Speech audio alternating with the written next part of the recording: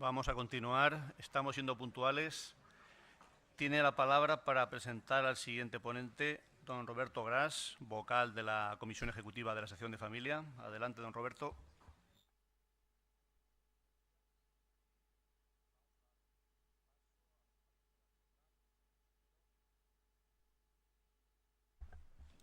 Don Javier Pérez Roldán es compañero titular del Bufet Pérez Roldán, abogado experto en Derecho de Familia y en Derecho al Honor, propia imagen e intimidad. Don Javier se ha convertido en un referente a nivel internacional en Derecho de Familia, custodia compartida, violencia de género, secuestro y sustracción internacional de menores. Es académico de la Academia Internacional de Ciencias, Tecnología, Educación y Humanidades.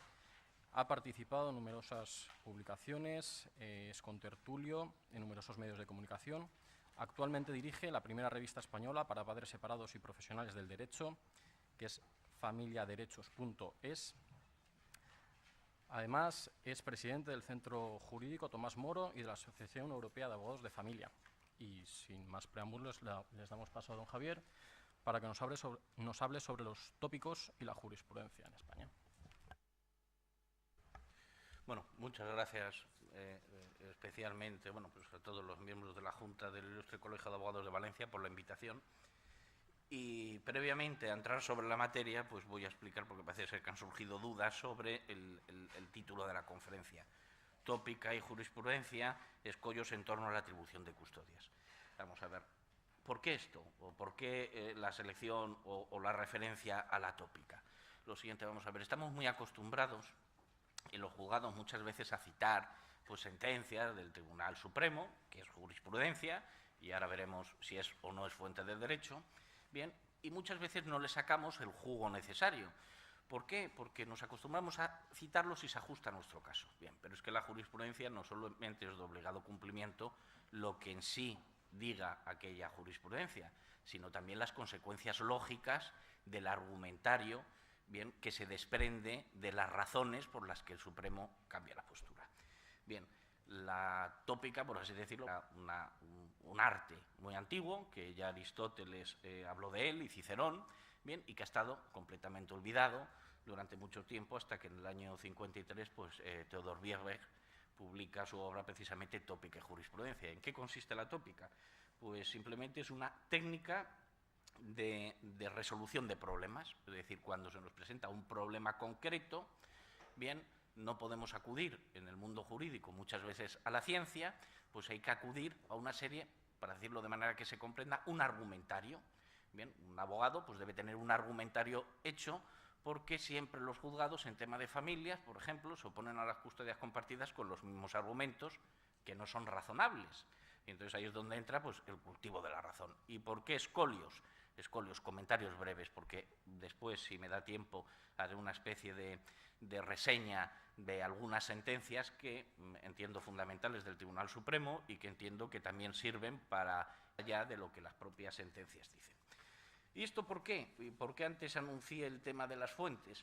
Porque en muchas ocasiones nos encontramos con sentencias que podemos decir que son auténticamente escandalosas por la baja formación técnica de quien la dicta.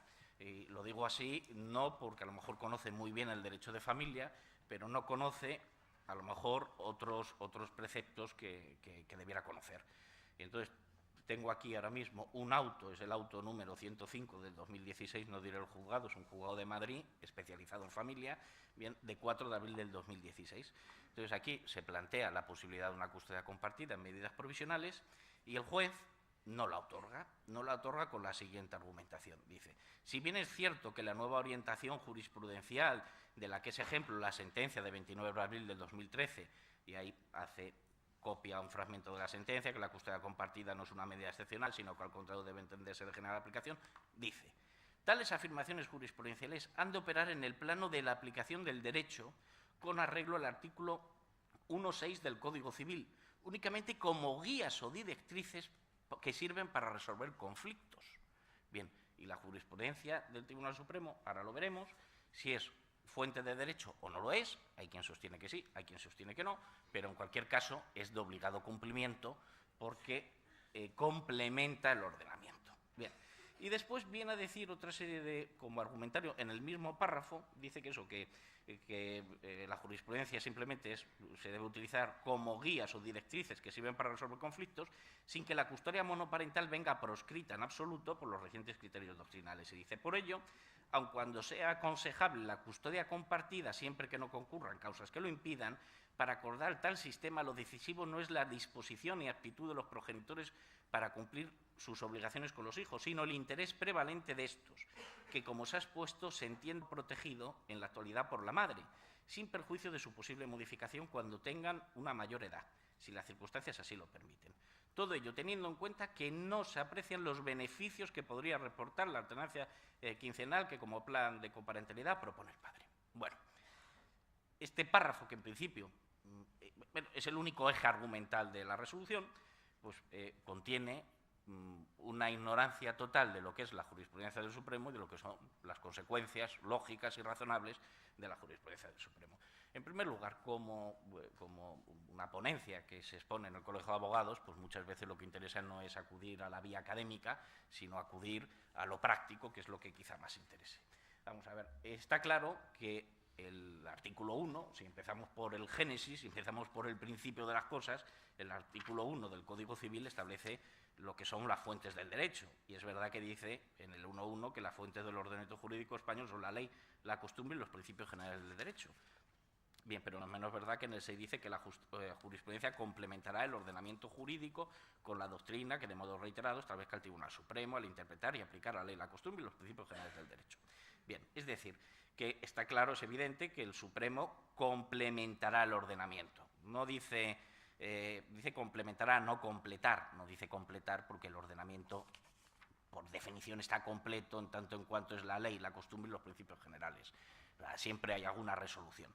Bueno, pero no debemos olvidar que el Código Civil se dictó hace muchísimos años, bien, en el siglo XIX, a finales del siglo XIX, y que es una ley ordinaria. Sin embargo, tenemos posteriormente la Constitución y tenemos la Ley Orgánica del Tribunal Constitucional, bien, que en el artículo 40.2 deja claro que la jurisprudencia que dicte el Tribunal Constitucional, bien, no solamente si dice que un artículo para entender lo constitucional debe interpretarse de tal o cual manera, no solamente vincula eso, sino que el propio artículo dice que la jurisprudencia de los tribunales de justicia recaída sobre leyes enjuiciadas por el Tribunal Constitucional habrán de entenderse corregidas por la doctrina derivada de las sentencias y autos que resuelvan los procesos constitucionales.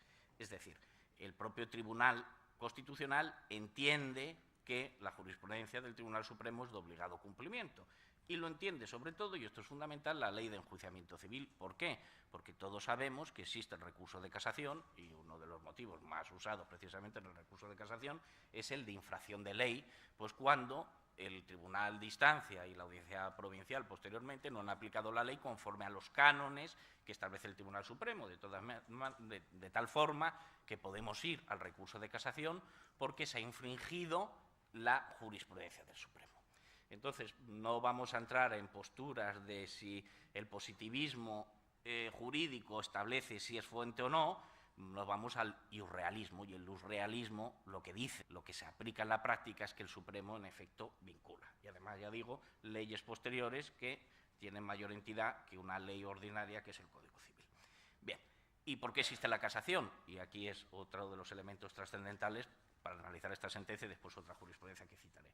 Por lo siguiente, la casación no es ni más ni menos que una aplicación procesal, por así decirlo. Existe la casación antes de la Constitución, pero bueno, en nuestro sistema actual el derecho de casación no es ni más ni menos que una concreción del artículo 14 de la Constitución española, del principio de igualdad, debido a que hay numerosos juzgados, numerosos órganos jurisdiccionales, alguien tiene que buscar que se homogeneicen los criterios que se aplican en los juzgados. ¿Para qué? Para que no haya sobre un caso esencialmente igual resoluciones esencialmente diferentes. Bien, pues con esta resolución, o antes de entrar al análisis de la resolución, veo para quizá hacerlo más, no sé si más llamativo o más atractivo. Vamos a ver, cualquier abogado cuando empieza, pues siempre tenemos la manía, lo dejé hace tiempo, pero la tuve. Tenemos la manía de buscarnos formularios y parece ser que el formulario nos va a resolver la vida y copiamos del formulario. Bien, primer gran error, porque el formulario lo que nos hace es, ni más ni menos, que meternos en los hábitos que están más o menos establecidos sin tener un especial espíritu crítico. Y luego ya cuando superamos la época del formulario, ya como nos hemos acostumbrado a la práctica, bien, pues utilizamos lo práctico, lo que siempre se utiliza, lo mismo, y no nos damos cuenta mucho de los propios términos de la ley. Y digo por qué. Y tiene importancia al analizar esta sentencia u otra jurisprudencia. Hace unos años, bien, todo el mundo, cuando se planteaba una separación, muy pocas personas pensaban en la custodia compartida. Bien, la mayoría eran exclusivas. Y todo el mundo entendía que en la custodia exclusiva, que solía ser materna, el padre, que era el visitador, le correspondía ir a entregar y a recoger al hijo en el domicilio materno. Bueno, sabemos que el Tribunal Supremo ha dictado ya 3 sentencias donde viene a establecer que eso no es así, que la coparentalidad exige que también se repartan los gastos y los inconvenientes de los traslados y los viajes. Bien, pero todos estábamos acostumbrados a ese principio que ni era razonable ni estaba en la ley. Igual que hay otro principio, y es lo siguiente: en todas las custodias exclusivas hay un progenitor que recibe una pensión y un progenitor que paga una pensión. Y eso no está en el Código Civil. En el Código Civil, que yo sepa, no se habla de que uno pague la pensión y otro cobre la pensión. El Código Civil regula en el artículo 93 una cosa que no hemos visto nunca en la aplicación práctica. Dice: en todo caso, determinará la contribución de cada progenitor para satisfacer los alimentos y adoptará las medidas convenientes. Habla de la contribución de cada progenitor a satisfacer los alimentos. Normalmente las sentencias solo fijan la contribución del que es visitador a través de una pensión. Bien, y ese visitador que paga la pensión es el único caso que yo conozco en derecho, o sea que hay muchos abogados me pueden corregir. Vamos a ver, la pensión se hace en beneficio del menor. Por tanto, lo que hace el custodio, el progenitor custodio, no es ni más ni menos que gestionar un dinero ajeno, el dinero de su hijo, de su hija, porque es menor de edad. Y entonces, quien le da el dinero es el visitador. Está gestionando un dinero ajeno del que nunca rinde cuentas, ni se puede pedir cuentas. Bien, esto contradice la propia exposición de motivos de la última reforma que se hizo de materia de familia, que establece la obligación de los tribunales de avanzar hacia la coparentalidad o la corresponsabilidad. ¿Por qué? Porque resulta que él nunca sabe ni lo que cuesta el colegio, ni lo que cuesta el uniforme, ni lo que cuesta el libro de texto, y simplemente ingresa unas cantidades de dinero en una cuenta sin saber a dónde va. Bien, eso tiene una importancia en la jurisprudencia del Supremo, porque hay una sentencia por ahí que después, si entre tantos papeles la encuentro, porque me he traído una barbaridad de sentencias, el Tribunal Supremo dictó hace ya tiempo una sentencia donde se mostraba favorable a la custodia compartida, como ya venía haciendo, y venía a decir que además la custodia compartida tenía la ventaja de que no desincentivaba ni las visitas por parte de los menores, ni el pago de la pensión por parte del visitador. ¿Por qué? Porque, claro, cuando una persona, y esto es muy humano, sea hombre o sea mujer, bien, cuando una persona paga una cantidad de manera ciega sin que se le rinda cuentas, pues a veces nos presentamos los abogados en ejecuciones porque el cliente no ha pagado no sé qué gasto porque cree que la pensión sobra dinero y se lo queda el otro progenitor custodio. Bueno, otro tanto de lo mismo pasa con el artículo 6. Yo todo esto lo comento, ¿por qué? Porque la jurisprudencia es un tanto que se apuntan los jueces y no les corresponde. La jurisprudencia, normalmente, hay sentencias magníficas y decimos, oh, qué brillante ha estado el Tribunal Supremo, qué brillante ha estado este juez, o hay que ver la argumentación. Normalmente, aquí a lo mejor si hay algún juez me dirá que no es así, pero los jueces cambian la jurisprudencia gracias a las argumentaciones que ofrecen los abogados en sus respectivos recursos. Entonces yo siempre propongo los temas de familia no abordar el tema de familia como siempre lo abordamos, porque si lo abordamos como siempre lo abordamos, conseguiremos el resultado que siempre conseguimos. La única manera de evolucionar es presentando una argumentación diferente. ¿Y en qué otro campo, por ejemplo, práctico se puede aplicar? El artículo 96 dice: en defecto de acuerdo de los cónyuges aprobados por el juez, el uso de la vivienda familiar y de los objetos de uso ordinario en ella corresponden a los hijos y al cónyuge en cuya compañía queden. Es decir, que si no hay acuerdo sobre la venta de la vivienda, quedarán siempre, en caso de custodia exclusiva, para el progenitor que tenga la custodia exclusiva. Bueno, pues esto es una contradicción dentro de nuestro propio sistema, porque nuestro propio sistema establece que el principio rector en derecho de familia es el interés prioritario del menor. Luego, si el interés prioritario del menor es que, aun siendo la custodia de uno, o bien alternen los progenitores o bien se venda la vivienda, debe hacerse así. Y digo por qué. El Código Civil prohíbe, en principio, si no hay acuerdo, la venta, porque entiende que es la manera de proteger al menor, pero no se comprende muy bien que cuando las partes se ponen de acuerdo y acuerdan la venta, bien, ningún fiscal he visto yo que haya echado abajo ningún convenio, ni ningún juez ha echado abajo ningún convenio, porque se propone la venta y no se garantiza una vivienda al menor. Es decir, parece como que hay otra cosa detrás que ahora veremos. ¿Y a dónde voy con todo esto? Porque a lo mejor voy, como hablaba de escolios, de pequeños comentarios marginales que se hacen en los libros, bueno, pues por eso quizá a lo mejor es un poco deshilachado. Pues voy a lo siguiente. Por ejemplo, en Illescas tengo una sentencia de Illescas donde era una cuestión de premura económica la que había, bien, y entonces mi cliente no podía ser custodio compartido, tenía que ser custodio exclusivo, digo custodio visitador. Bueno, y en efecto así se reconoció en el auto de medidas provisionales, que luego no llegó a sentencia contenciosa porque llegamos a un acuerdo. Pues al juez, si le convencí con el argumentario que desarrollé, si le convencí que en efecto, aun siendo la custodia exclusiva de la madre, los días de visitas del padre, la madre debía abandonar la vivienda para que el padre pasara a vivir. Y así se estableció un día intersemanal con pernocta y fines de semana alternos. ¿Por qué? Porque el problema que ellos tenían es que esa vivienda el banco no les desahuciaba porque se había puesto, estaba entonces en su momento álgido aquello de paralizar los desahucios y los bancos pues acordaron no desahuciar. Bien, porque socialmente no les interesaba, pero no podían pagar la hipoteca, tenían embargado el sueldo por otra serie de deudas, tenía un sueldo mínimo, tenían 4 hijos, bien, con lo cual no tenía familiares ninguno de ellos, él no podía ver a sus hijos fuera del domicilio. Bien, si no se le daba ese domicilio, no tenía dónde dormir con ellos. Con lo cual, el juez acordó que, en efecto, entre semana él vivía en una habitación compartida, en una habitación, pues, sinceramente, pues era un piso, creo que de 40 metros cuadrados, y no sé si vivían 3 o 4, pues, lo que se dice camas calientes, y ahí no podía ver a sus hijos. Bueno, pues el juez, en ese caso, lo acordó. ¿Y por qué lo acordó, entiendo yo? Porque a veces los jueces, si se le ofrecen argumentaciones, y por ahí viene lo del tópico. Claro, el tópico, muchas veces está muy desacreditado el tópico, porque el tópico parece que son cosas irrazonables o irracionales en muchos casos, y no es así. El tópico es algo que la experiencia vital te marca que esto es así. Lo que pasa es que los tópicos se quedan anticuados y hay que cambiarlos, y esa es la labor de la jurisprudencia.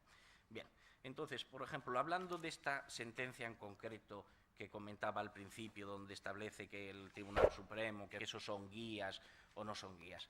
El Tribunal Supremo, bien, hace ya mucho tiempo, estableció que, primer elemento, y aquí a lo mejor entramos en la parte práctica, e iré a lo mejor refiriendo a este caso las sentencias más destacadas.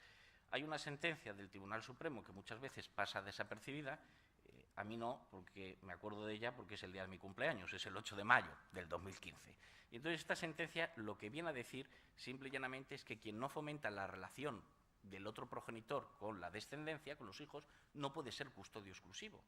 Bien, esto es muy importante, y es muy importante, ¿por qué? Porque luego a lo mejor tocaré un tema de los equipos psicosociales cuando se pide la pericial psicosocial, porque aquí existe la costumbre que se dice, bueno, es que entre los progenitores hay conflicto, entonces como hay conflicto no hay custodia compartida y damos la custodia a uno, que porcentualmente suele ser normalmente la madre. Bueno, pues no, es que el equipo psicosocial, su deber es investigar quién pone obstáculos a esas voliones. ¿Por qué? Porque el propio Supremo deja claro en esta sentencia de 8 de mayo del 2015 que quien no favorece la relación paterno-filial, dice, siendo cierto que la menor tiene un muy buen comportamiento, un alto rendimiento escolar y se muestra feliz, lo que advirtió la perito es que la permanencia en la actual situación o obstaculización de las relaciones con la madre y enfrentamiento permanente acabará por causarle un grave perjuicio. Bien, y entonces concluye que no se puede ser custodio exclusivo, bien, si no se favorece la relación paterno-filial. Hay otras sentencias que que es importante, por ejemplo, la de, esta es muy citada y todo el mundo la conocerá, la que establece que la custodia compartida debe ser la de general aplicación, son varias de ellas, ¿no? Quizás la más importante es la 4824/2011. Esta, con relación, por ejemplo, a esta sentencia que dije, ahora veremos el efecto práctico y por qué. Porque dice el juez que simplemente son criterios o directrices. No, no son criterios o directrices. El Tribunal Supremo dice la custodia compartida debe ser el régimen general. Bien, lo excepcional es la custodia exclusiva. Por tanto, es un hábito inadecuado que habrá que ir corrigiendo en los juzgados. Siempre cuando se pide la custodia compartida remiten al equipo psicosocial. Cuando la remisión al equipo psicosocial produce un retraso inmenso por la cantidad de trabajo que tienen y, en segundo lugar, ¿por qué? Si lo normal es que ambos sean hábiles. Lo lógico sería, cuando una parte pide la custodia exclusiva o cuando hay un problema de custodia exclusiva, decir, bueno, la custodia exclusiva solo se debe dar si hay algún problema grave de habilidades parentales en los progenitores. Si no hay ese problema grave, ¿por qué esa suspicacia que tienen los juzgados? Este mismo juez de esta misma resolución siempre habla de que los fiscales se preocupan por el bonum filium. Bueno, parece como que los padres no se preocupen, el padre y la madre, del bonum filium. Hay que desconfiar cuando se pide la custodia compartida. Bien, entonces, siendo la general, debemos tener en cuenta que solamente debiera irse al psicosocial a comprobar, y ahí lo desarrollaré luego más adelante, a comprobar precisamente lo peligroso es la exclusiva, vamos a decirlo así.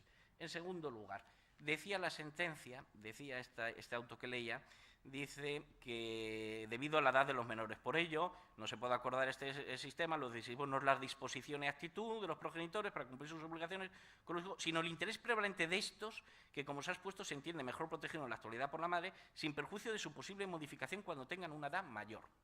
Bien, el Tribunal Supremo dice claramente en la sentencia 4442/2015 y luego la sentencia 753/2015 que la edad de los menores, si no desincentiva un régimen amplio, no puede impedir una custodia compartida. Y en la segunda que he citado, la 753, me falta el párrafo donde lo dice, pero lo que sostiene el Tribunal Supremo, en ese caso es una custodia compartida y se trataba de un menor de 3 años. Claro, ¿qué es lo que pasa? Una serie de tópicos anticuados que establecen que el niño, por alguna razón, cuando esté cortada, es mejor cuidado por la madre. Sin embargo, y lo puedo prácticamente garantizar al 100%, no existe ningún informe científico que diga que más allá del destete del menor, una vez que el menor deja de tomar el pecho, no hay ninguno que establezca una preferencia o que es más necesario para la formación del menor el padre o la madre. No hay ninguno que lo establezca. Bien, es más, lo que establecen prácticamente de manera unánime todos los informes, y ahí hay unas estadísticas muy amplias prácticamente en todos los países, es que lo favorable para el desarrollo de un menor es la relación fluida con ambos progenitores, hasta tal punto que las parejas intactas, bien, o aquellas parejas que están en custodia compartida, está demostrado estadísticamente que es menor la prevalencia del tabaquismo en los menores, y lo digo yo que fumo, que es menor la prevalencia de problemas con las drogas, es menor la prevalencia de delincuencia, de depresiones, de suicidios. ¿Por qué? Porque está demostrado que las personas que se crían con su padre y con su madre, o con una relación beneficiosa con ambos en el sentido de amplia, bien, se desarrolla mejor. Con lo cual, este argumento que dice el juez, como él dice, estos son guías. No, no son guías. La jurisprudencia es de obligado cumplimiento. Y usted no puede argumentar, puede separarse de la doctrina del Tribunal Supremo, pero deberá razonarlo, no simplemente decir por la edad. Bueno, otro elemento, el conflicto. En este caso no cita el conflicto. Vamos a ver, el conflicto, si partimos, y esto es lo importante, si partimos de aquella jurisprudencia ya establecida por el Supremo, que dice que el régimen de más deseable aplicación es el de la custodia compartida, que es el que debiera ser general, debemos entender que ha cambiado no sé cómo decirlo, ha cambiado el paradigma, en el sentido que si ese es el mejor régimen, para no acordarlo, no se puede dar el conflicto. Habrá que decir por qué el conflicto entre los padres perjudica más en custodia compartida que en custodia exclusiva, porque el conflicto perjudica siempre. Bien, si usted no da la compartida porque entiende que hay conflicto, dígame en qué perjudica más el conflicto, porque la norma general es custodia compartida, y si usted se separa y establece una excepción, la exclusiva, deberá fundamentármelo. Y el mismo Tribunal Supremo dice también que la custodia compartida, además, si el problema es el conflicto, es que favorece el diálogo. ¿Y por qué? En la sentencia 5710/2013 dice que se estimula la cooperación de los padres. Pues yo siempre pongo un ejemplo práctico. En todos los países occidentales existen leyes antitrust, antimonopolio. ¿Por qué? Porque se entiende que el mercado, si hay fuerzas por ambos lados más o menos equilibradas, produce productos más económicos, de mejor calidad. ¿Por qué no estalló la Tercera Guerra Mundial? Porque ambas potencias estaban igualadas, y como estaban igualadas, a ninguno le interesaba iniciar una guerra. Bien, pues usted separa una pareja, si ambas usted las iguala, es más fácil que lleguen a acuerdos. Estados Unidos, por ejemplo, pues con un país que no tiene ni ejército ni armas, no llega a acuerdos. Le da un problema, lo bombardea. ¿Con quién llega a acuerdos? Con quien le puede dar problemas. Si usted da la custodia compartida, bien, hará que, como dice el refrán, a fuerza ahorcan, lleguen a acuerdos. Sin embargo, la manera de pensar de los equipos psicosociales o de los juzgados es la contraria. Es, cuando ustedes se lleven bien, daré la custodia compartida. No, pero es que no nos vamos a llevar bien mientras usted no dé la custodia compartida, porque una parte tiene interés en algo, por ejemplo, en una pensión o en una vivienda. Muchos jueces, este mismo juez tiene otra sentencia que me ha dictado hace la semana pasada, y la tendré que apelar, donde no nos da la custodia compartida y dice, bueno, es que la custodia compartida no debe servir para no pagar la pensión. Bueno, pero usted ya parte de un prejuicio claramente, es decir, y son argumentos además de doble filo. O sea, usted sostiene que quien pide la custodia compartida es por no pagar la pensión. Entonces vamos a sostener que quien pide la exclusiva es por cobrar la pensión. Luego son argumentos que no van a ninguna parte. Más argumentos o más casos concretos, muy importante, la sentencia del Tribunal Supremo del 9 de julio del 2002. ¿Esta qué es lo que dice? Dice que el régimen que se acuerde, aunque no sea la compartida, siempre debe ser el más amplio posible.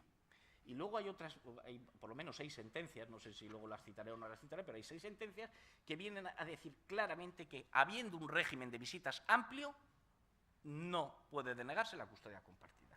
Y es que ahora está muy de moda no dar en muchos juzgados la custodia compartida y dar un régimen amplio. Y digo yo, ¿cuál debe ser el baremo? Es decir, a partir de qué elemento, el que sea, dígame usted, qué elemento es el que tenemos que cuantificar para saber que podemos pasar de un régimen de 2 días intersemanales y fines de semana alternos, pero régimen de exclusiva, al de compartida.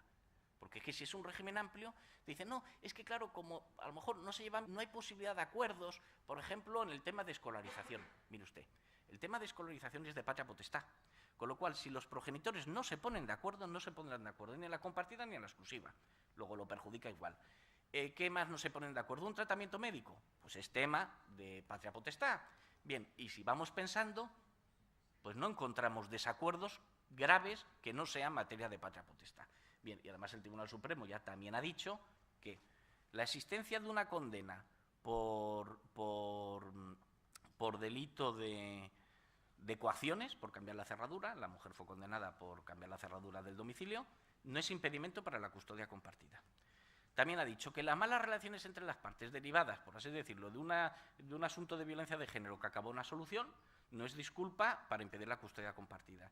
La discrepancia a la hora de la selección del colegio, que supuso ir a un procedimiento de jurisdicción voluntaria para determinar el colegio, no es discrepancia suficiente, bien, para impedir la custodia compartida. Cuando un juez dice que es que hay discrepancias y tal, pues habrá que preguntarle que las concrete. Bien, igual que los equipos.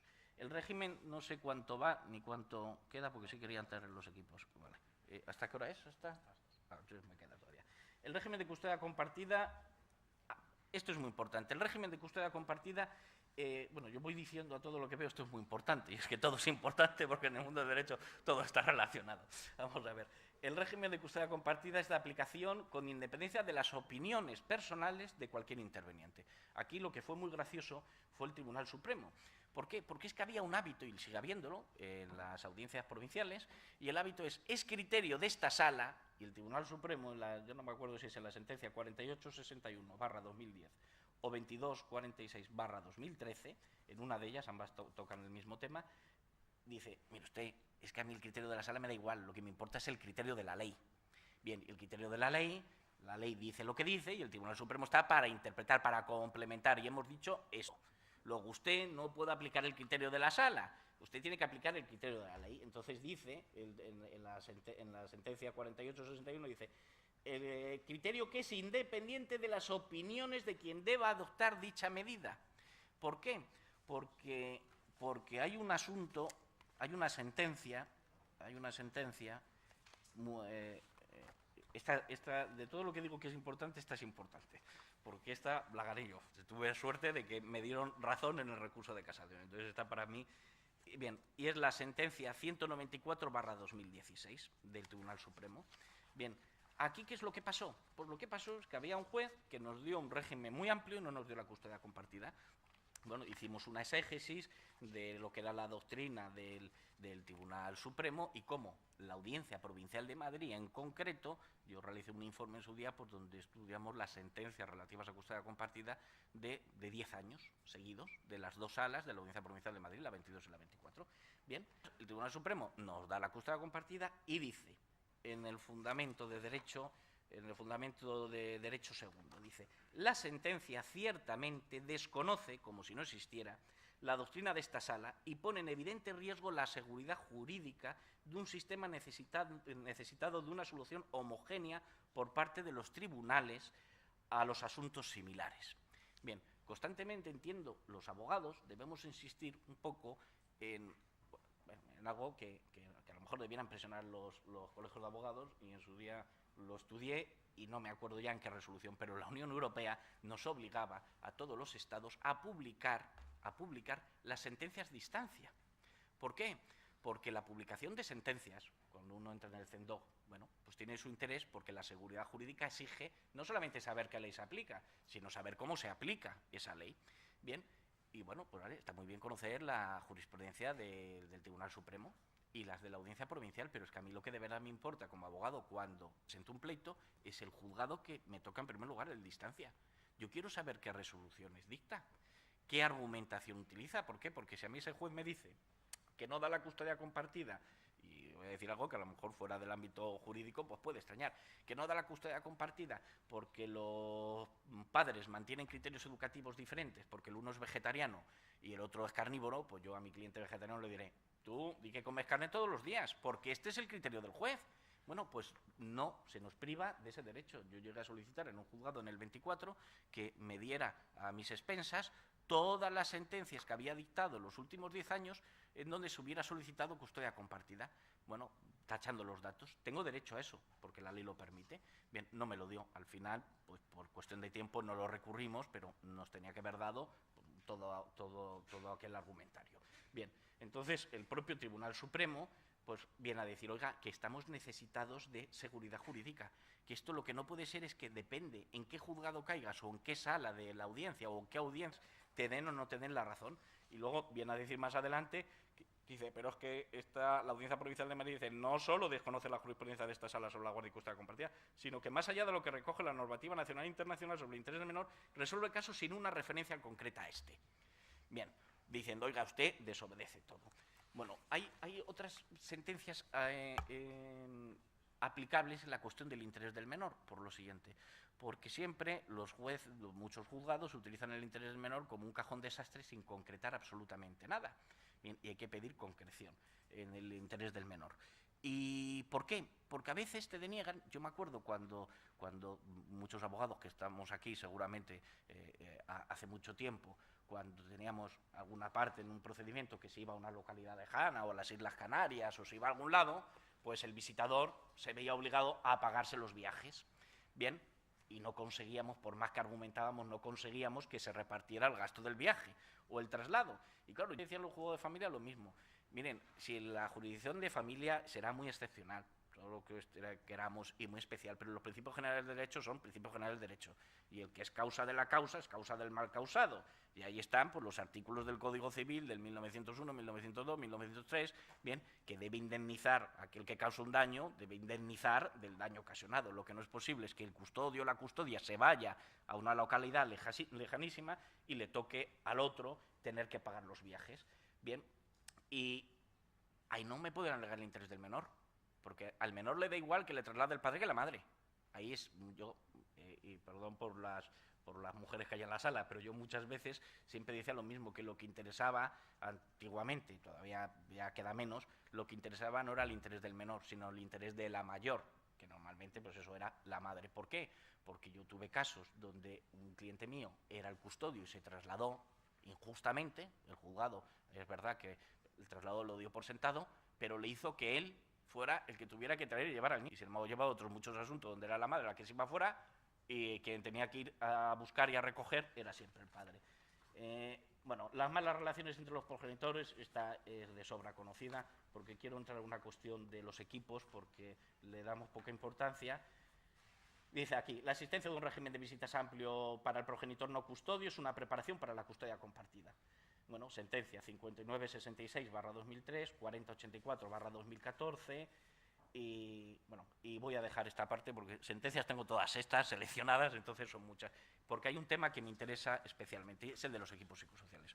¿Por qué? Vamos a ver, los equipos psicosociales, los juzgados, yo siempre comparo muchas veces a los jueces de familia con Poncio Pilato. Poncio Pilato, cuando le presentan allí un inocente, pues que lo que dice, yo, ¿cómo voy a condenar a este inocente? No puedo, pues mira, lo que hago, lo mando al Sanedrín, yo me lavo las manos y que resuelva ahí el Sanedrín, y si le condena, pues yo haré lo posible para atentar. Pues el juez, cuando no quiere tomar partido, pues tiene su Sanedrín particular, que es el equipo psicosocial. Y para allá van todos al equipo psicosocial. Bien. Y el equipo psicosocial no deja de ser una parte integrante, con todas sus irregularidades legales, porque no está regulada ni en la Ley Orgánica del Poder Judicial, ni en ningún sitio, es una parte de la Administración de Justicia. Bien. Entonces, resulta que en la Ley de Enjuiciamiento Civil del año 2000 se establece que los procedimientos deben ser grabados, y si no son grabados es nulo de pleno derecho. Bien, eso se establece porque ya está de moda, todo el mundo tiene acceso a las grabaciones. Bueno, esto, aunque suene muy raro lo que voy a decir, esto viene del derecho canónico de la Edad Media. ¿Por qué? Porque fue el derecho canónico en la Edad Media quien dijo, ¿qué es esto que de celebrar juicios sin que haya actas? Nosotros necesitamos actas. Lo creó unos tribunales muy vilipendiados que se llamó la Inquisición. La Inquisición dijo, necesitamos actas de los juicios. ¿Por qué? Porque el condenado tiene derecho a recurrir, y se inventó la segunda instancia. Y dice, y por tanto hay que reflejar en un acta qué es lo que pasa. Bien, y se crearon las actas, posteriormente las grabaciones, las actas en su día.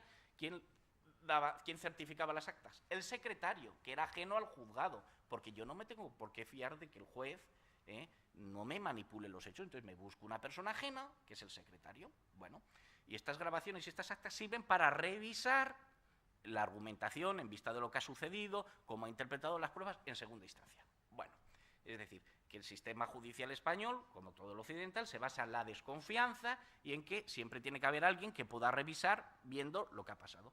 ¿Por qué los equipos psicosociales no se graban las entrevistas?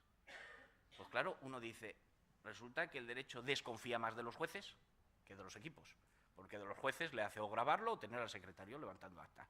Bueno, o al letrado de la Administración de Justicia. En los equipos no. Bien, en segundo lugar, resulta que la jurisprudencia se publica, que desde muy antiguo, existía antiguamente la Aranzad y tal, bueno, hoy en día pues con el CENDOG y porque la Unión Europea nos obliga, no sé en qué reglamento, pero existe esa obligación.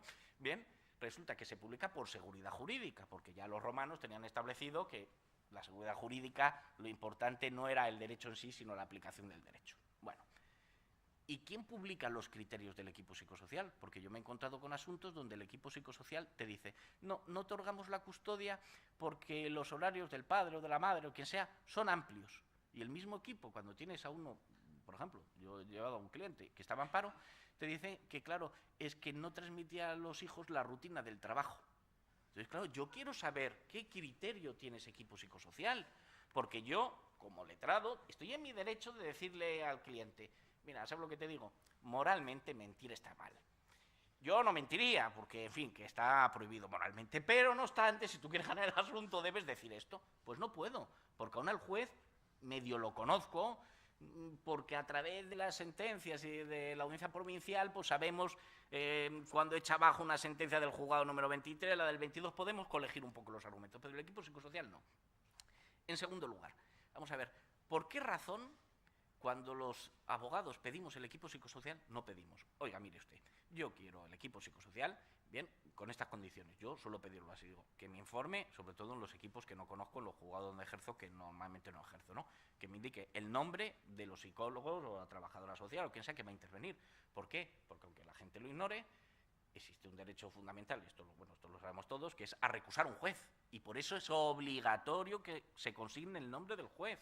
Y cuando recurrimos en apelación nos llega una resolución que normalmente ni miramos, y dice, se ha designado tal sala formada por fulanito y menganito, por si queremos recusar, que normalmente ni miramos el día de la votación y fallo, para ver si quedan 2 o 3 años para que resuelvan. Bien, pues el equipo, yo quiero saber el nombre, porque a lo mejor lo tengo que recusar. En segundo lugar, cuando yo pido un informe, cuando yo hablo de yo, no yo, sino cuando los abogados pedimos un informe, debemos pedir que informen de algo.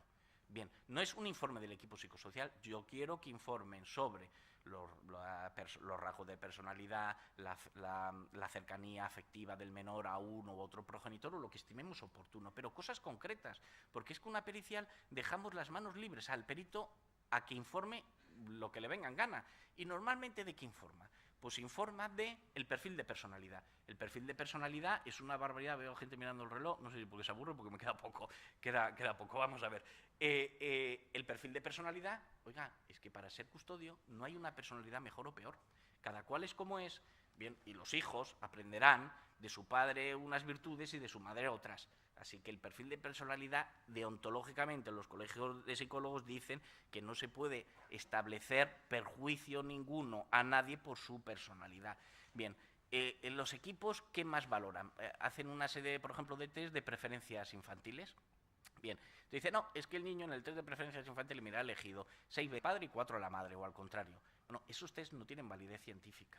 No tienen validez científica por lo siguiente. Vamos a ver, porque los equipos psicosociales están establecidos de la manera en que están establecidos, porque no están especialmente regulados, pero se debe aplicar analógicamente a la regulación de los peritos. Bien, los peritos, ¿por qué están? Los peritos están porque el juez, muchas veces, para resolver, necesita de conocimientos técnicos o científicos, y por eso remite al equipo psicosocial. Por tanto, en el informe del equipo nos tienen que dar argumentos científicos. Yo a los equipos siempre les pregunto lo mismo. Cuando me dicen, no, régimen de visitas de 2 días, por ejemplo, entre semana, hasta las 8 de la tarde, o a veces con pernocta. Y digo, vamos a ver, usted tiene que dar, dice el Tribunal Supremo en una sentencia que no es de familia, pero es de la Sala Civil, razón de ciencia. Los informes de los peritos deben dar razón de ciencia, porque se les consulta por eso, por su razón científica. Vamos a ver, ¿y en qué libro dice que en este caso deben ser a las 8 y no a las 7? Es decir, ¿cómo ha medido usted eso? Porque usted debe medir y debe decirme en qué doctrina se funda usted en que la entrega es mejor a las 8 que no a las 7. Bien, ¿y esto a qué viene? Pues viene que los equipos deben informar sobre, en el fondo, sobre si en cualquiera de los progenitores existe una incapacidad parental. Nada más, nada más. No puede suplir la labor del juez, y hay una sentencia por ahí que dice el Tribunal Supremo precisamente eso, que no es una sentencia, no valdría a efectos civiles de casación porque es una sentencia de lo penal, pero en la Sala Primera del Tribunal Supremo en una sentencia dice que no puede convertirse esto en algo, los peritos, en algo místico, casi mágico, diciendo que ellos no pueden suplantar la labor del juez. ¿Quién debe decir el juez? El equipo debe decir, mire usted, hemos analizado los progenitores y no vemos causa de inhabilidad en ninguno de ellos. Bien, o vemos que el niño pues está especialmente exacerbado en contra de uno o de otro, y tendrán que analizar el motivo, cosa que no hacen. Dicen, no, es que el niño no quiere ir más tiempo con su padre. Analice el motivo, porque para eso está. Entonces debemos pedir que nos analice la relación del menor con sus padres, y el motivo por el que tiene esa relación o por el que tiene la mala relación. Bien, otra de las cosas concretas, pues conocer los protocolos. Bien, yo hubo una época, ya no la pido porque ya ha desistido, pero bueno, agradezco que más gente lo pida. Bien, yo pedía siempre los protocolos. Yo quiero saber, el equipo te dice, entrevista semiestructurada. ¿Pero qué protocolo sigue usted? Porque es que yo he visto que hay equipos que hacen preguntas absurdas, que no tienen nada que ver, que no sirven para determinar quién es el mejor custodio. Bueno, pues no hay protocolos. Grado de validez. Cuando yo pido un análisis de sangre, bueno, una cosa más. Cuando uno va por la carretera y ha bebido 4 cervezas y le para la Guardia Civil, bien, te hace soplar y te dice el índice de error que hay. Y en periciales, en otros ámbitos, por ejemplo, en el penal, las periciales son muy sencillas. Te pesan una droga, ven la pureza de una droga y te dicen, pues tiene tal pureza tal, con un índice de error de 2 más menos 2 o más menos 3. Bien, en las periciales de los equipos, bien, ellos hacen aventuras, bien, aventuran resultados futuros que no tienen ningún fundamento real. Dígame usted por qué sostiene usted que es mejor la custodia de uno que de otro. Es decir, usted tiene que dar razón de ciencia. Pues mire, porque yo he visto que el padre pues tiene aquí una paranoia muy clara que debe ser tratada psiquiátricamente, porque mire, la madre tiene una dependencia a sustancias tóxicas, vale, veo motivos, si no, no. Bien, y otra cuestión es el debate conjunto. Muchas veces vamos con periciales particulares, bien, y sin embargo no permite, en ocasiones sí, no permite el juzgado que debatan conjuntamente los psicólogos. Ahí muchas veces se saca mucha luz. Y una última cosa más, tenía muchas más cosas para decir. Yo creo que como eran escolios, pues se me va a permitir eso, el que haya sido a lo mejor notas muy sueltas, ¿no? Pero eso hay una cuestión muy sencilla. Vamos a ver, el artículo 336 de la Ley de Enjuiciamiento Civil sí permite muchas veces, cuando se trata de cualquier pericial, la intervención de los letrados en la pericial. Es decir, hay que medir una casa, pues puede estar presente el letrado cuando va el perito agromensor a medir. Bien, en los equipos, claro, yo puedo comprender, también dice la ley, siempre y cuando no interfieran en la realización de la pericial. Uno no va a estar allí delante el abogado contrario, pues cuando se está declarando la parte contraria. Bien, pero sí exigir las grabaciones. ¿Y por qué exigir las grabaciones? Hace muy poco, con un psicólogo además de aquí, de Valencia, Julio Bronchal, bueno, pues ganamos un asunto en un juzgado fundado en una cuestión. Cuando se realizan los informes, dice, no sé qué artículo de la Ley de Enjuiciamiento Civil, pero lo dice, que los informes periciales deben ir acompañados de la documentación que ha servido de base para su realización. Bien, yo tengo la costumbre, cada vez más juzgados lo conceden, de pedir siempre, cuando llega el informe, yo pido los test que se han realizado, bien, pido los dibujos, pido, esto no me lo dan nunca, el protocolo, y he pedido las notas clínicas, y a veces me han acordado la entrega de notas clínicas. Pues ese asunto lo ganamos por las notas clínicas. ¿Por qué? Porque cuando las notas clínicas, cuando uno va al psicólogo o al médico o quien sea, pues va apuntando, como hacemos los abogados cuando nos viene el cliente, y luego no entendemos la letra, vamos apuntando lo que nos cuenta y tal, vale. Pues en las notas clínicas no aparecía nada de lo que luego aparecía en el informe. Es decir, las notas clínicas no tenían nada que ver con la realidad. Entonces el juzgado pues dijo, efectivamente, se puede observar que doña tal se bloquea, bueno, y viene a decir por aquí que no coincide lo relatado con lo que aparece en las notas clínicas aportadas en el acto de la vista.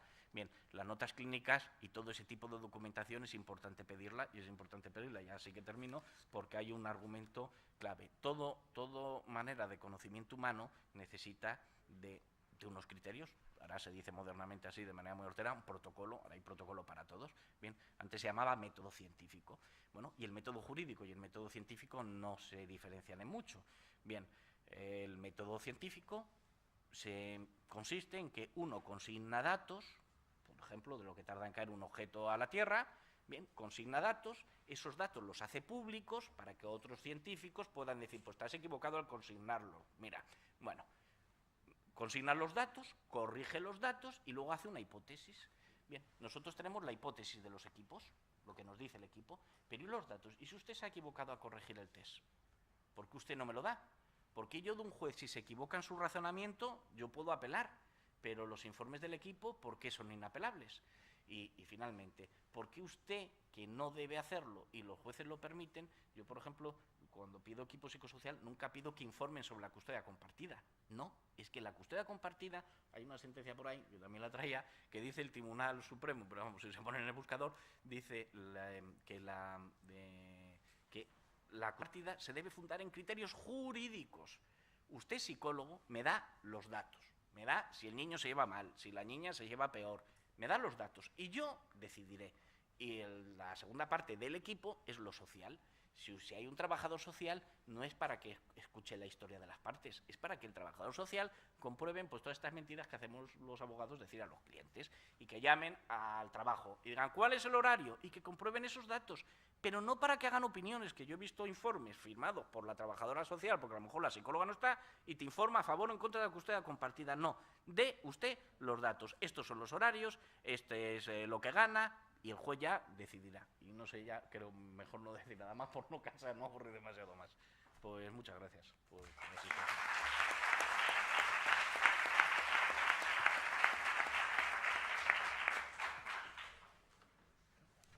Gracias, Javier. ¿Hay alguna pregunta?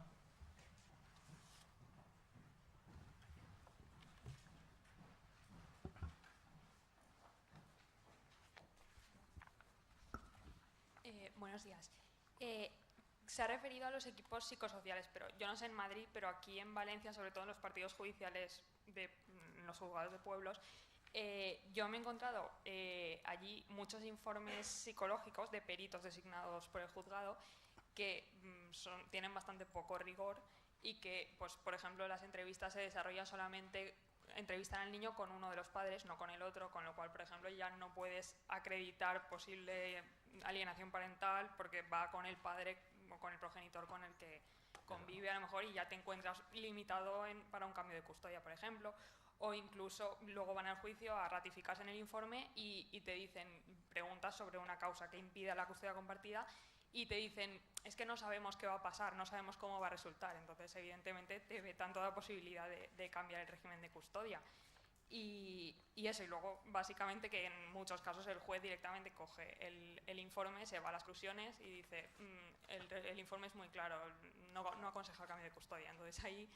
que no sé, ¿qué podemos...? Pues vamos a ver, es que los equipos psicosociales tienen varias cosas importantes que comentar. Primero, que los equipos psicosociales no ofrecen ninguna garantía. No ofrecen ninguna garantía porque en muchos casos ni siquiera los psicólogos en concreto están colegiados. Bien, lo mismo, yo no recuerdo la sentencia porque yo siempre digo que lo que cabe en un papel mejor no me lo meto en la memoria, pero hay una sentencia muy antigua del Tribunal Constitucional que establece que la colegiación, por eso existe el Colegio de Abogados, pues no, nos hubieran suprimido todos, porque según Europa pues es una manera de establecer una barrera de entrada en el mercado, pero existen unas sentencias del Tribunal Constitucional que dice los colegios profesionales en determinadas profesiones, incluyen las médicas, los psicólogos, los abogados, es una garantía para el ciudadano, porque son ellos los que conocen cómo funciona esa profesión y deben sancionar o no sancionar. Bien, muchos psicólogos no están colegiados, con lo cual, si hacen algo mal, yo no los puedo denunciar ni al Ministerio de Justicia o la Consejería, si tienen las competencias cedidas, ni al Colegio de Psicólogos, porque se llaman dicen que no es competencia suya. Segunda cuestión del tema de los psicólogos, que en efecto es que a la hora de valorar a los menores, por ejemplo, se les hace el test de preferencias. Bien, el test de preferencias es que depende mucho de quién lo lleve. Bien, y además que nos aplican, y yo no quiero hablar, hay psicólogos muy buenos y el psicólogo es una herramienta fundamental en derecho de familia, pero los psicólogos muchas veces son vendehumos, porque van ahí con la creencia mágica que existe en la vida moderna de, es que esto es ciencia, y nos van a tomar el pelo. Dicen, no, es que en el test de preferencias que le preguntan al niño. Vamos a ver, tú, si tienes frío, ¿a quién llamas? Y dice, por ejemplo, a mamá. Y si tienes hambre, ¿a quién llamas? A mamá. ¿Pero por qué? Porque en provisionales le han dado la custodia a mamá y a lo mejor el papá, que era el que abrigaba y él daba de comer, como lleva 6 meses sin aparecer por ahí porque le dan un día de visita intersemanal, esos test lo que reflejan es la situación al momento.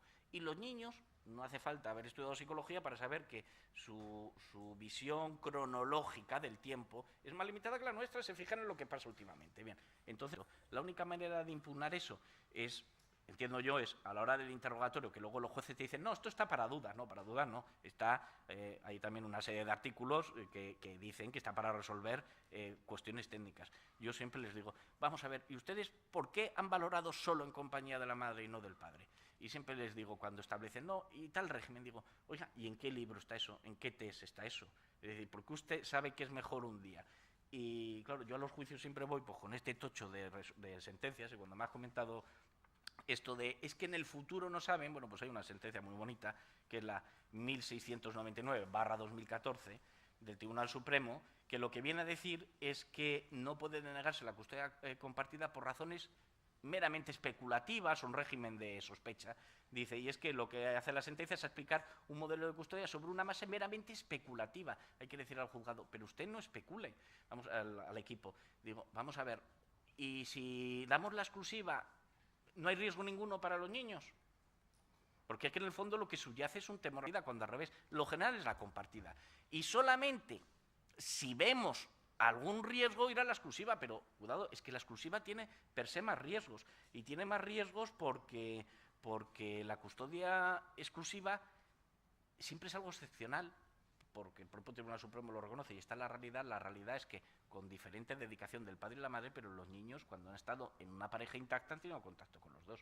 Entonces la única manera es presionar y pedir por escrito. Yo siempre cuando me viene el informe, bueno, ya antes solo, bueno, si conozco que el equipo es malo lo pido antes, si no lo sé lo pido después, por si es bueno, pues para que voy a... Pero yo normalmente una vez que me dan el informe, pues pido que me den los test, algún juzgado los está dando, otros, por lo menos en Madrid, no. En Madrid, que es lo que más conozco yo, no. Pero el 24 me lo dio. El 24 se me dio la documentación después de mucho insistir. Y es muy útil porque descubres que los test, por un efecto, han estado mal corregidos o te han ocultado resultados.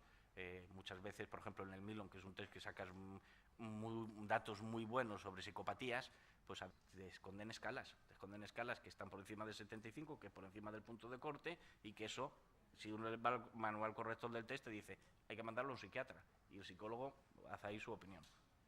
Entonces yo no sé si te ha podido servir de...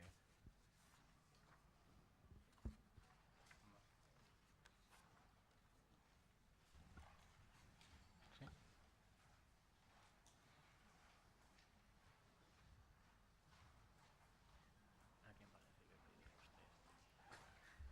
Pues a mí me lo has dado en muchos sitios. Hola, buenas tardes.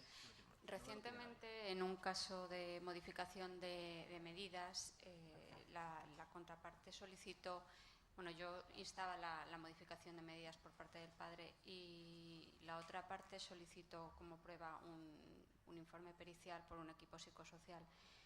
En las medidas provisionales compareció la técnico del SEAFI, que había estado tratando aproximadamente un año a la familia, a los componentes principalmente a los menores y bueno, también a los padres.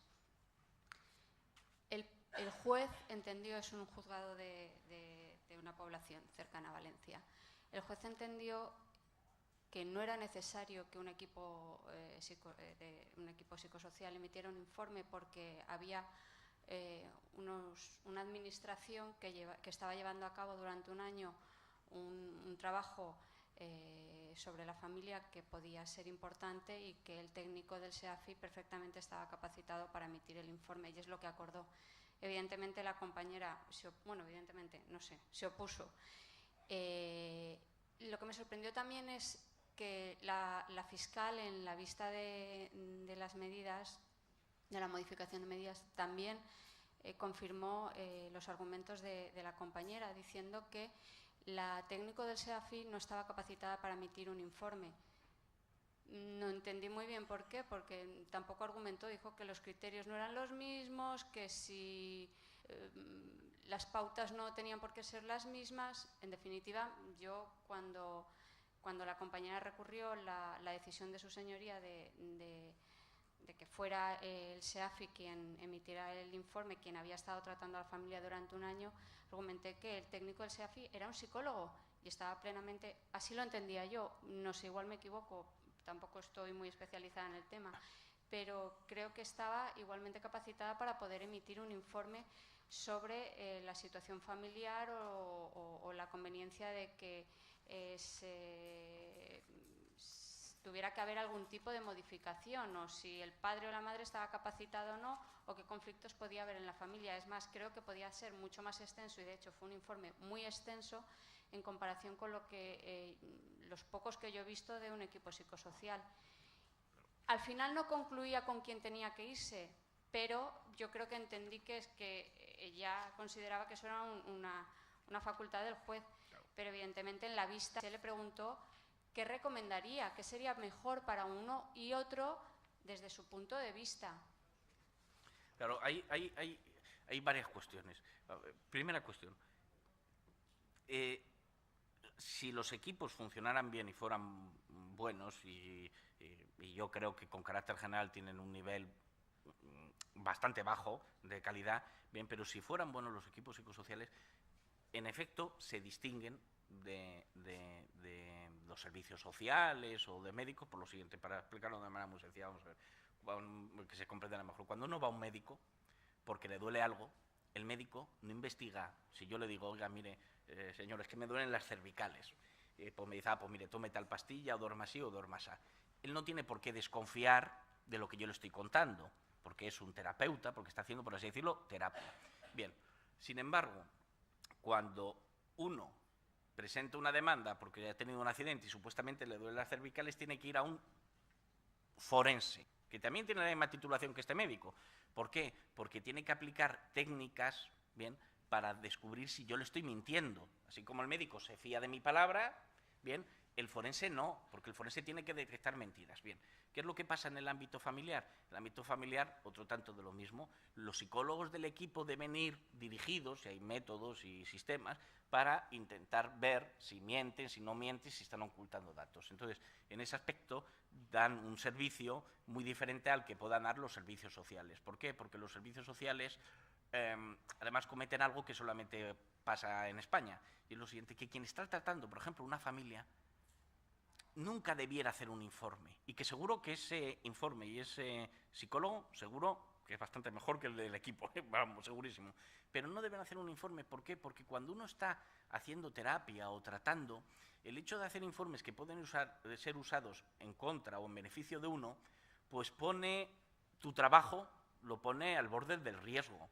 ¿Por qué? Porque tú estás intentando trabajar con toda la familia para corregir determinados errores, pues quien se vea perjudicado por un informe no va a querer colaborar igual. Ahora bien, normalmente esos informes aportan más datos que los que pueda ver el equipo en una hora. ¿Por qué? Porque si uno, por ejemplo, quiere saber cuáles son las costumbres del león, pues se va al Serengeti, se va a una selva, pero no se va al zoo, al zoológico. Bien, pues aquí lo mismo. Aquí muchas veces se hace valoración de los niños que le llevan a un entorno desconocido ahí, en unos juzgados, en una habitación blanca, y a veces dicen, no, es un niño muy parado. Pues mi hijo va a un sitio desconocido y muy parado. Ahora, cuando lo conoce, pues no hay manera de atarle.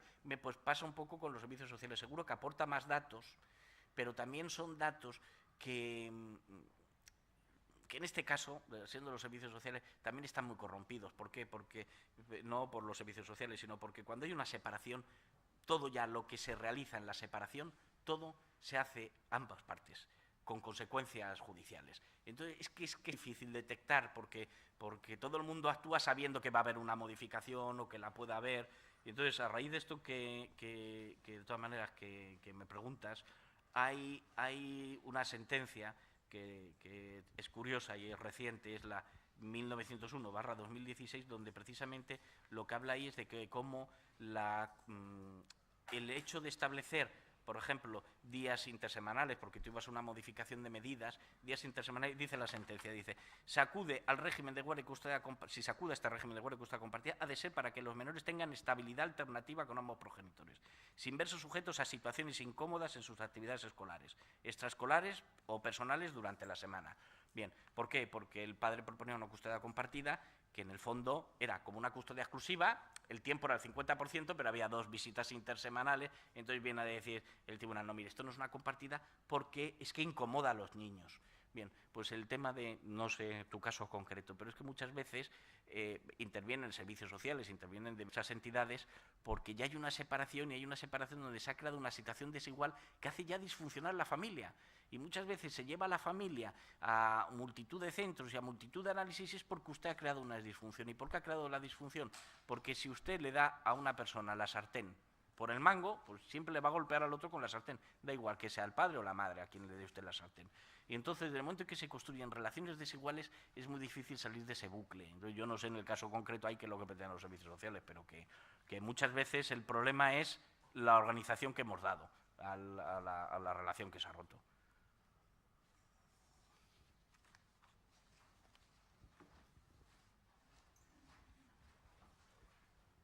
Javier, yo quería hacer un comentario y una pregunta. El comentario es que además, bueno, yo estoy totalmente de acuerdo, ya nos conocemos y simplemente incidir en algunas cosas que se han dicho. Has dicho que, claro, que con la custodia compartida es como crear un equilibrio de poderes, una situación de guerra fría que evitaría el conflicto. Claro, así el que es fuerte le da el palo al que es débil. bombardea el país débil. Lo que ocurre es que ese es el objetivo. El empoderamiento que se quiere dar aquí a una parte del conflicto, que en este caso es la mujer, en vez de llegar a una situación de auténtica igualdad, donde todos tengamos los derechos y obligaciones, ese empoderamiento lleva precisamente a machacar a la parte que hoy en día, parece que por venganza, por represalia, por una cuestión histórica, si el patriarcado, que es el padre. El objetivo es eliminar a la figura del padre. Y como ese es el objetivo, hay que machacar al país débil, que en este caso, esa es la política. Lo que se ha contaminado la justicia hoy en día, la justicia social, ese es el objetivo. Entonces, claro, cuando te vienen diciendo que tú quieres equilibrio, te dicen, no, es que hay que machacar porque hay que acabar con la figura del padre, con lo cual estás perjudicando muy gravemente el desarrollo integral de los menores, de los hijos que tienen derecho a tener un padre y una madre. Podrán ser mejores o peores, pero ese es el objetivo. Y además, ¿qué se emplea para conseguir ese objetivo? Uno de los principales instrumentos es precisamente el Sanedrín de los equipos psicosociales. Pero yo no hablo solamente de los de familia, sino incluso también en los de violencia de género. ¿Qué sigue esos Sanedrines? La Torá de género, pero a pie de la letra, ¿eh? Muchos de ellos parten de preconvicciones y no de metodología científica. Pues claro que tienen que hacer grabaciones y tienen que hacer test clínicos y tienen que hacer sus notas y tienen que hacer unos instrumentos para que tienen que seguir una metodología. Igual que nosotros profesionalmente, cada profesión tiene que seguir una metodología. Y estos sanedrines, no lo digo que sean todos porque hay buenos profesionales también, no se puede generalizar, lo que hacen realmente es dar opiniones, además opiniones sectarias y que parten de adoctrinamiento ideológico. Y eso hace un daño tremendo, porque puede hacer que un niño se pueda quedar sin padre o que una persona, por la opinión simplemente de una entrevista semiestructurada, que una entrevista semiestructurada es como la que podemos tener nosotros en el almuerzo, hacer comentarios. Además, entrevistas donde tú te crees lo que te están diciendo a pie juntillas. De un caso en que una psicóloga, cuando le piden precisamente, le pide el que aporte toda la documentación, ¿usted qué te ha hecho? Yo ninguno. Entonces, a la señora, ¿usted cómo ha valorado? Dice, no, porque yo le he hecho una entrevista semiestructurada, pero a usted le ha hecho un perfil de personalidad, de credibilidad, de testimonio. ¿No para qué? Si yo sé que me está diciendo la verdad. Oiga, ¿y al señor no le ha oído usted? Dice, ¿yo para qué? ¿Para que me mienta? Y ese señor está en prisión por ese informe. Y es muy fuerte. Y ahí va la pregunta. ¿Debemos exigir responsabilidades a estos equipos, a estos profesionales, a través de vía administrativa, si dependen de la administración, o por vía civil? Porque además de esa exigencia de responsabilidad, porque ya por vía penal yo ya desisto. O sea, pedir por vía penal ya desisto porque no hay cauce, no hay medio. Pero por vía civil o administrativa se les debe exigir responsabilidades para poder incluso después pedir las revisiones de esa sentencia. Claro, pues mira, muy brevemente para entrar en todos. Precisamente, muchas veces el sistema yo no me voy a meter, yo tengo un pensamiento muy claro, muy contundente de por qué está así este sistema, por qué está establecido. Pero el sistema está establecido de manera tal que crea disfunciones, de manera muy clara. Por ejemplo, y es verdad, y esto es innegable, que muchas parejas que se rompen luego tienen malas relaciones entre ellos a resultas del procedimiento judicial en el sentido siguiente. Por ejemplo, una madre que es la custodia y el padre que paga la pensión. Hay padres que se creen que con la pensión la madre ahorra. Y en ocasiones es verdad y en ocasiones no lo es. Bien, y hay mujeres que la pensión en efecto le supone un ahorro y otras que el marido se cree que se está forrando y está poniendo dinero. Bien, cuando digo yo que el Código Civil no establece el pago de pensión, dice contribuirán. Usted puede establecer, usted va a pagar, como tiene más dinero, el 60% del colegio y usted el 40%. Mire, las comidas más o menos es lo mismo, como están 2 días entre semana con usted o tal, bueno, establecer una serie de criterios. De tal manera que aquel que paga la pensión, pues se dará cuenta de, por lo que me estoy ahorrando, la mujer está poniendo, o ella se está quedando dinero. Creamos seguridad, porque muchas pensiones están bien establecidas, creamos seguridad, mientras que, sin embargo, como ocultamos cosas, porque el sistema oculta cosas, porque no permite que tú pidas cuentas sobre en qué se está gastando el dinero, generas desconfianza por ambos bandos, para el bando del custodio o del visitador. Bueno, el segundo elemento, lo de las grabaciones. De hecho, en la comisión, en el Congreso, está en marcha una comisión de justicia.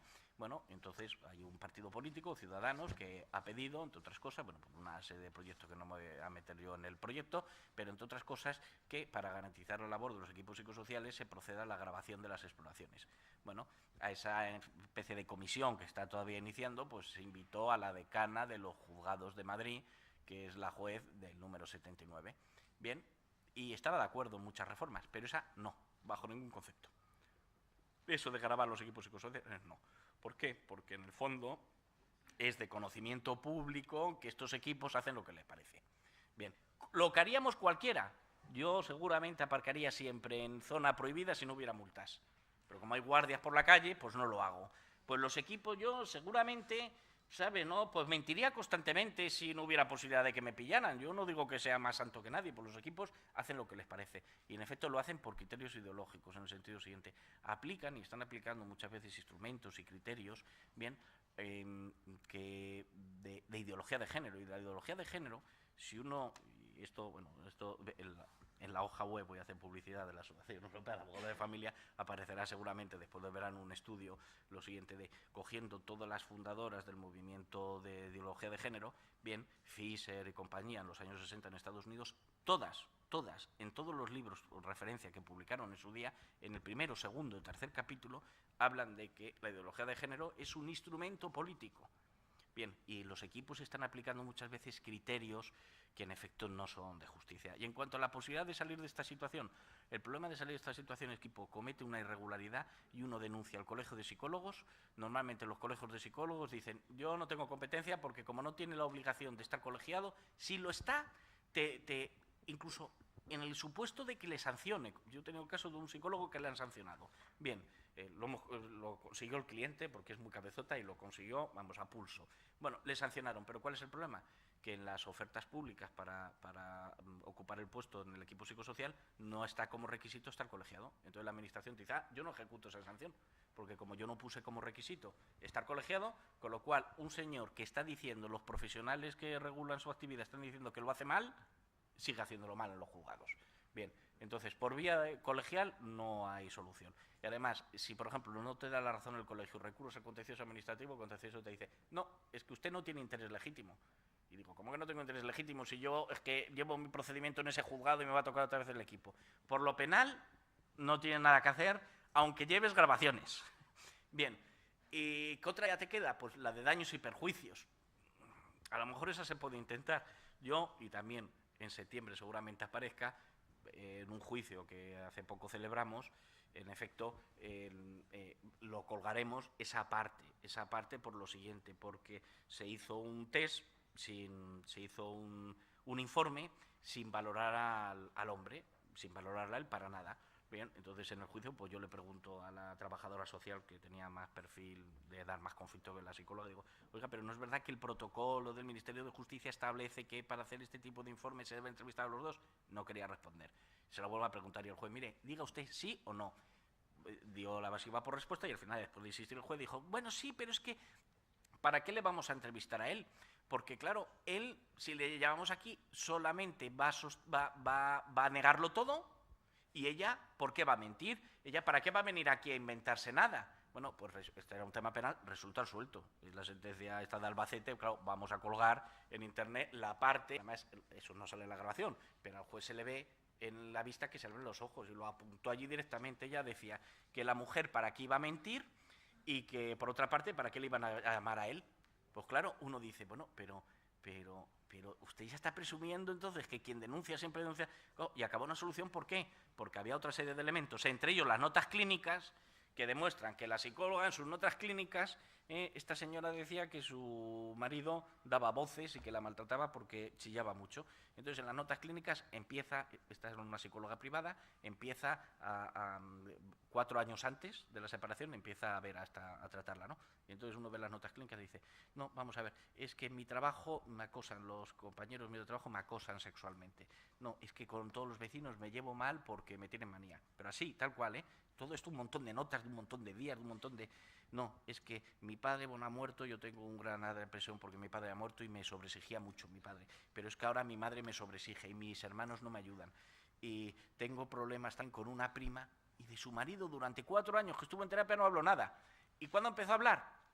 El mismo día en que presenta la denuncia, que va de nuevo a la psicóloga. Pues eso se ve en las notas clínicas. Y la psicóloga dice en su informe que emitió va y dice que lleva tratándola 4 años con los problemas de su marido. Pero si usted me ha tirado las notas clínicas que encima las ha fechado, yo no sé cómo fue tan cándida, pues podía haber dicho, no las conservo, pues las aportó, o a ver, si son notas que ha tomado ella como las que tomo yo aquí, pues las paso a limpio. Pero como nadie les controla, pero claro, en cuanto... Y además, eso me lo entregaron el mismo día del juicio. En cuanto empiezo a leer mis alegaciones finales, yo empiezo a leer gran parte y me di cuenta ahí de otro extremo. Claro, el juez no sé si hará algo, pero nosotros igual si hacemos algo, yo lo siguiente. Esta señora presenta la denuncia un 1 de mayo. Bien, y ella fecha su informe no en mayo, sino en julio. Y ella, no, yo hice el informe en julio, no tenía nada que ver con la denuncia. Y claro, yo le decía a su señoría, pero vamos a ver, usted coge la denuncia, que está mecanografiada, sello 1 de... Y en la denuncia dice, en el hecho segundo, aportamos como documento número 1 el informe, y está ahí.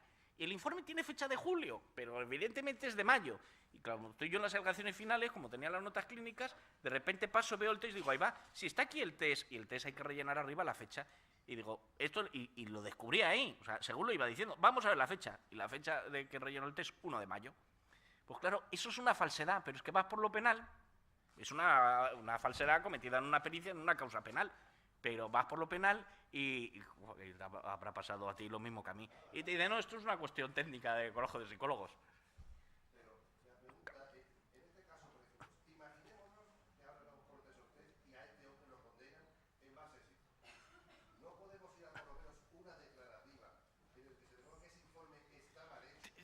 Técnicamente se puede, yo no lo he probado. Después, ahí no serviría para un recurso de revisión, ¿no? Exacto, técnicamente se puede. Porque además, si se basa la sentencia en dar la custodia, en un tema civil, o en una condena, en base a un informe que se puede demostrar que metodológicamente está mal hecho y que realmente hay una declaración por una pericial contradictoria que demuestre que esa pericial no cumple con la metodología exigible a una pericia, que después nos podemos cargarnos todo. Yo no lo he intentado por el temor a las costas, pero poder se puede, y yo por eso soy partidario de hacer público estas cosas, porque al final las verdades, lo que pasa es que tardan muchas veces en abrirse camino, porque la verdad puede padecer, pero no perece, no perecerá, padecerá durante un tiempo.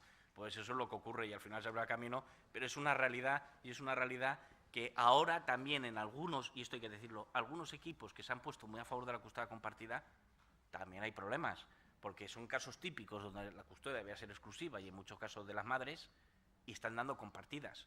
Yo he estado viendo asuntos ahora de custodia compartida porque es que no, claro, porque vamos como, pues eso, de un extremo al otro. Y el problema es la falta de técnica y de criterio. Usted es un equipo psicosocial de razón técnica y el juez tome usted una decisión basado en unos parámetros que el Tribunal Supremo fija y en unas conclusiones lógicas de ahí, pero en la prueba sí, valorará usted.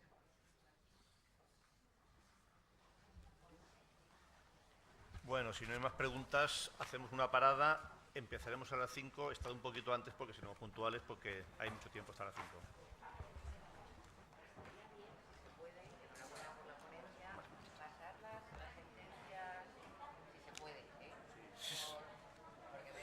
Sí se puede porque... Exacto. Yo llevo esto a los juicios, lo tengo ordenado por temas y todas las sentencias. Claro, yo cada vez, todos los fines de semana me miro, claro, pues lo miraré, lo voy a pasar porque he añadido unas últimas, exacto.